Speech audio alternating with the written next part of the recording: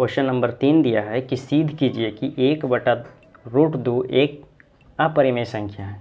तो हम बताए हैं कि जब अपरिमेय संख्या दिया हुआ है तो उसके विपरीत मानना है कि हमने माना कि 1/√2 जो है एक परिमेय संख्या है। तो यहाँ पे मान लेते हैं, हमने माना कि 1/√2 एक परिमेय संख्या है। तो हम पहले ही बता चुके हैं कि जो परिमेय संख्या होता है वो p/q के बराबर होता है। तो यहाँ इसको जब मान लिए कि 1/√2 एक परिमेय संख्या है तो इसको लिख सकते हैं कि 1/√2 जो होगा p/q के बराबर होगा। जहाँ लिख देंगे कि जहाँ p और q एक पूर्णांक है तथा q बराबर 0 नहीं है। q बराबर 0 नहीं होना चाहिए। जब ये ऐसा है तो जब 1/√2 है तो रूट जब भी नीचे में रहे तो इसका परिमेयकरण कर दिया जाता है। तो परिमेयकरण करने के लिए जो नीचे रहता है वही दिया जाता है। तो लिख दिए कि √2 से गुना कर दिए ऊपर नीचे दोनों में, तो गुना कर देंगे तो √2 को जब 1 से गुना करेंगे, जब √2 को 1 से गुना करेंगे तो √2 ही रहेगा। जब √2 को √2 से गुना करेंगे तो √4 हो जाएगा और 4 का वर्गमूल 2 हो जाएगा। तो लिख देंगे डायरेक्ट 2। यहाँ लिखेंगे p/q और यहाँ लिखेंगे, आपको इससे पहले वाला क्वेश्चन में ये बताए हैं कि रूट वाला को एक तरफ और बगैर रूट वाला को एक तरफ कर दिया जाता है। यानी पूर्णांक को एक तरफ कर दिया जाता है, जो पूर्णांक नहीं होता है वो उसको अलग कर दिया जाता है।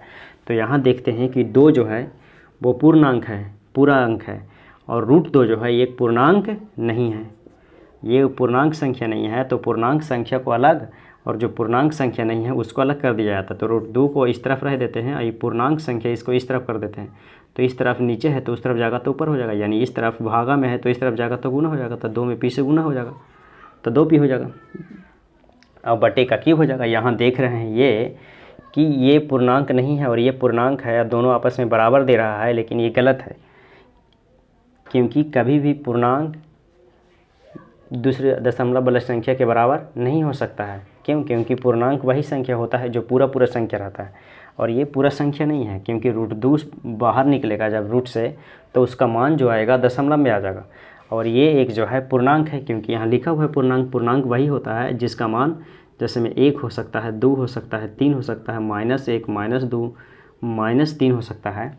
इसलिए ये √2 जो है एक पूर्णांक नहीं है और ये एक पूर्णांक है। परिमेय संख्या वही होता है जो एक पूर्णांक संख्या होता है। तो इधर वाला तो पूर्णांक परिमेय संख्या हो जाता है, लेकिन ये परिमेय संख्या नहीं होता है। लेकिन यहाँ दिया हुआ है कि ये जो है परिमेय संख्या और ये जो पूर्णांक वाला ये परिमेय संख्या है इसके बराबर है। तो ये बात जो दिया हुआ है ये गलत है। क्यों? क्योंकि कभी भी पूर्णांक किसी दूसरी बगैर पूर्णांक संख्या के गैर पूर्णांक संख्या के बराबर नहीं हो सकता है। तो यहाँ पर ये लिखेंगे कि यहाँ बायां पक्ष में √2 है जो एक अपरिमेय संख्या है तथा दायां पक्ष में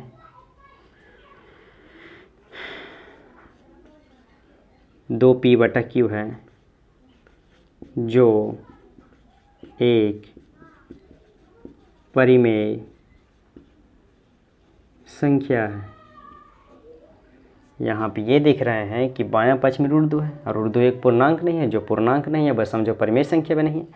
लेकिन यहाँ दिया हुआ है ये √2p/q दिया हुआ है, ये एक पूर्णांक है, ये पूर्णांक का है जो होता है परिमेय संख्या होता है। तो यहाँ ये दिया हुआ है कि अपरिमेय संख्या और परिमेय संख्या आपस में बराबर है, लेकिन ऐसा कभी होता नहीं है कि परिमेय संख्या और परिमेय संख्या में बराबर है। इसके मतलब ये हुआ कि हम जो माने हैं कि √2 एक परिमेय संख्या है, ये बात गलत है। क्योंकि अगर परिमेय संख्या होता तो दोनों आपस में इधर भी परिमेय संख्या होता है, इधर भी परिमेय संख्या होता है, यानी इधर भी पूर्णांक होता, इधर भी पूर्णांक होता। लेकिन इधर पूर्णांक नहीं है और इधर पूर्णांक है, इसलिए ये मानना है हम कि ये जो 1/2 एक परिमेय संख्या है, ये गलत है। इसलिए लिखेंगे कि हमारा मानना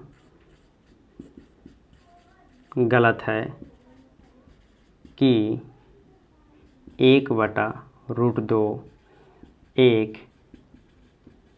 परिमेय संख्या है, अतः 1/√2 एक अपरिमेय संख्या है। जब ये परिमेय संख्या नहीं तो समझ जाएंगे कि ये √2 जो है एक अपरिमेय संख्या है। इसी तरह से और को बनाना है।